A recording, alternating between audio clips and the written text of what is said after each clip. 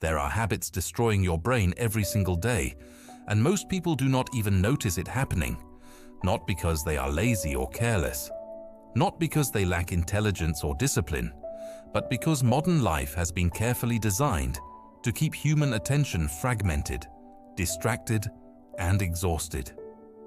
The tools you use every day, the apps, the feeds, the notifications, were built by some of the smartest engineers in the world. Their entire job was to capture your attention and hold it for as long as possible, and they succeeded far beyond anyone's expectations. Which means the cost of that success is being paid quietly, steadily, and invisibly by your brain. Every single day you keep those habits. So today, we are going to walk through 5 habits that are quietly eroding your focus, your memory, and your mental sharpness without you noticing. Not to make you feel guilty, but because awareness is the first step toward change, and the science behind each habit is striking. The first habit is checking your phone the moment you wake up. You are just glancing at messages, maybe scrolling for a minute or two before your day begins, and it seems completely harmless. But what is actually happening inside your brain during those first minutes of the morning is something researchers have only recently begun to understand. When you wake up, your brain does not immediately jump into full alertness. It transitions through a series of brainwave states. First delta waves during deep sleep, then theta waves in that half-awake dreamy state, then alpha waves associated with quiet, restful awareness. This progression is not accidental. It is biological preparation for the focused, attentive state your brain needs to function well throughout the day. When you pick up your phone and open social media, before that natural transition completes, you skip directly to high-stress beta waves. According to research cited by physicians, this altered brainwave pattern affects your cognitive performance for the remainder of the day.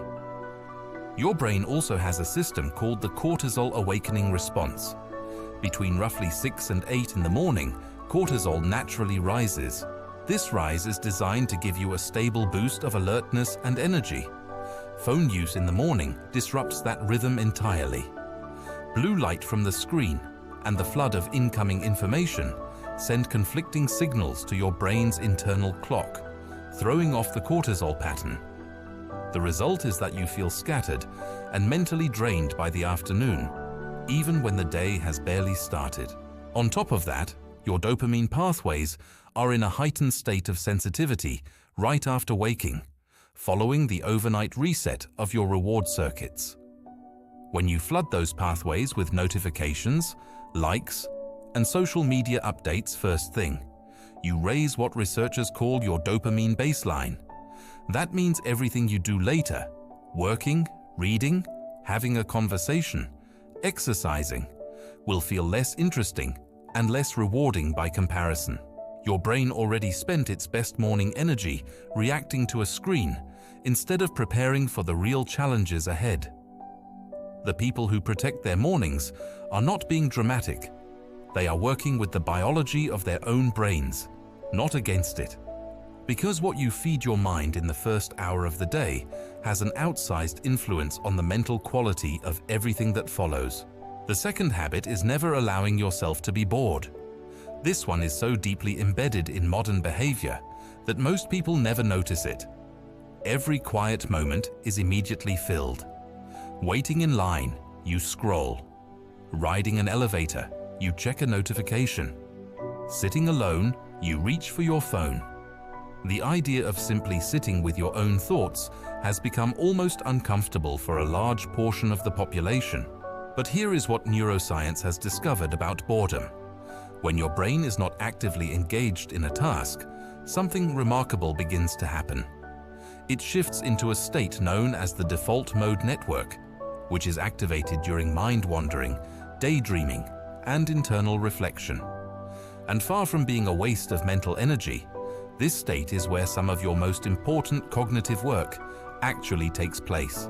Research published in peer-reviewed journals has shown that highly creative people have significantly stronger connectivity between the default mode network and the brain's problem-solving regions.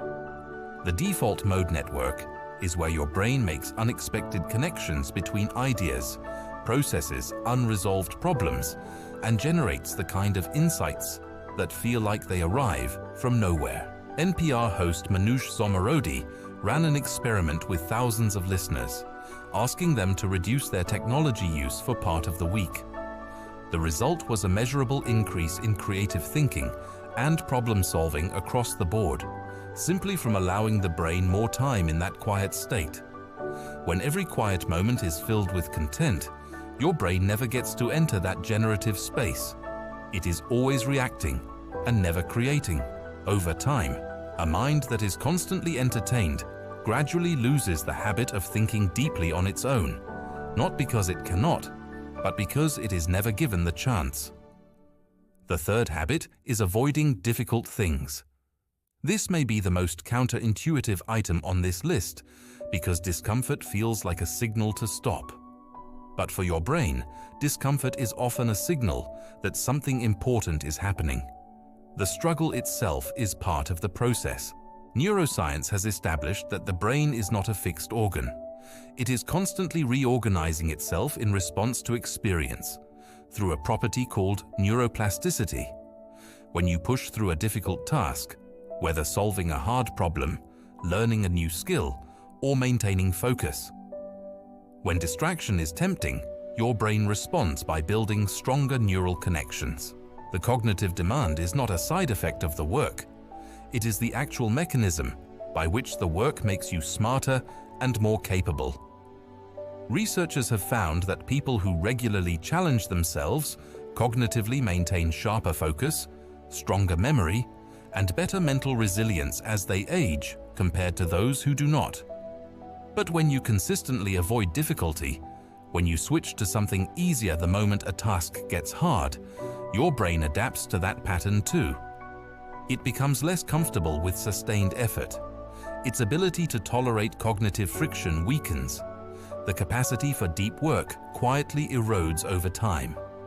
This is not about forcing yourself to suffer unnecessarily. It is about understanding that the mild discomfort of mental challenge is the price your brain requires for growth. Every time you sit with a hard problem, instead of escaping it, every time you finish something difficult, instead of abandoning it, you are training your brain to become more capable. And the reverse is equally true. A mind that is always given an easy path gradually becomes less equipped to walk a difficult one. The fourth habit is sleeping badly. Sleep has a serious image problem. In many cultures, sleeping less is quietly treated as a badge of productivity. People brag about functioning on 5 hours. Staying up late is associated with ambition and drive. But the neuroscience of sleep tells a completely different story. Sleep is not passive downtime. It is when some of your brain's most essential maintenance and repair work takes place every single night. Research from Yale School of Medicine and multiple other institutions has confirmed that memory consolidation, the process by which short-term experiences are transferred into long-term storage, happens primarily during sleep. During slow-wave sleep in particular, the hippocampus replays the day's experiences, and those neural patterns are integrated into the broader architecture of the brain for lasting storage. Without adequate sleep, that consolidation process is disrupted. Information that was encoded during the day does not get properly stored or transferred. That is why people who sleep poorly often feel like their memory is unreliable, because the biological filing process was simply never completed the night before. But memory is only one piece of it. Sleep also clears metabolic waste from the brain through a system called the glymphatic pathway, which is far more active during sleep. Poor sleep interrupts emotional regulation, increases anxiety, reduces the ability to concentrate for extended periods, and compounds over time into measurable cognitive decline. Even mild chronic sleep restriction, the kind that comes from staying up an hour or two too late most nights of the week, adds up. A tired brain is not just slower, it is less creative, less emotionally stable, less able to learn, and more vulnerable to long-term cognitive damage. Protecting your sleep is not laziness. It is one of the highest leverage investments you can make in your own mental performance, health, and longevity. The fifth habit is living in constant noise. Most people today move through their entire day accompanied by sound, with barely a moment of genuine quiet. Music on the commute, a podcast during lunch, videos playing in the background while working, notifications chiming throughout the evening until the moment they fall asleep. There is rarely a moment of true quiet, and while each of these individually might seem harmless, the cumulative effect on the brain is significant. Research has consistently shown that chronic noise exposure elevates cortisol, the body's primary stress hormone, while increasing cognitive load and making it harder to enter deep focus. A 2021 study involving 59 participants found that people working in silence experience significantly lower stress levels and less cognitive strain than those working with background noise. But the effect of silence goes beyond simply removing a stressor. Neuroscience research has found that periods of quiet actually stimulate neurogenesis in the hippocampus. That is the growth of new brain cells in the region most responsible for memory and learning, triggered simply by allowing the brain to rest in silence. Studies on brainwave activity show that silence shifts the brain from the high alert beta waves associated with stress and reactive thinking into the slower alpha and theta waves linked to calm and clarity. According to attention restoration theory, when the brain is placed in an environment with lower sensory input, it is able to recover cognitive resources that have been depleted by constant stimulation. This means that silence is not just the absence of noise, it is an active state of neurological recovery that your brain urgently needs. Researchers studying the effects of accumulated quiet time suggest that roughly 2 hours of intentional silence distributed throughout the day is sufficient to produce measurable benefits in focus, memory, and mental well-being. Your brain needs quiet the same way your body needs rest. It is not a luxury or an indulgence, it is a biological requirement. So let us take a step back and look at all 5 of these habits together. Checking your phone the moment you wake up, never allowing yourself to be bored, avoiding difficult and uncomfortable things, sleeping poorly, and living in constant, unrelenting noise from morning until night. None of these habits is dramatic. None of them requires a catastrophic event to form. They develop gradually through the accumulated weight of daily choices that each seems small in isolation. But the brain you live with is shaped by what you repeat. Every morning scroll affects your dopamine and your cortisol rhythm. Every moment of boredom you escape robs your default mode network of the activation it needs to generate ideas and make connections. Every difficult task you abandon weakens your capacity for sustained effort. Every night of poor sleep leaves memory consolidation incomplete. Every hour of noise depletes cognitive resources that silence would restore. The encouraging truth is that the same principle works in reverse, because these are habits, not fixed traits, and habits can be changed. Protecting your first hour of the morning, sitting with discomfort without reaching for your phone, leaning into hard things instead of escaping them, taking sleep seriously as a cognitive tool, and carving out moments of genuine quiet in your day. These are not radical lifestyle overhauls. They are small, deliberate decisions that, compounded over time, produce a meaningfully different brain. The mind you have is not fixed. It is being shaped right now, today, by the things you repeatedly choose to do.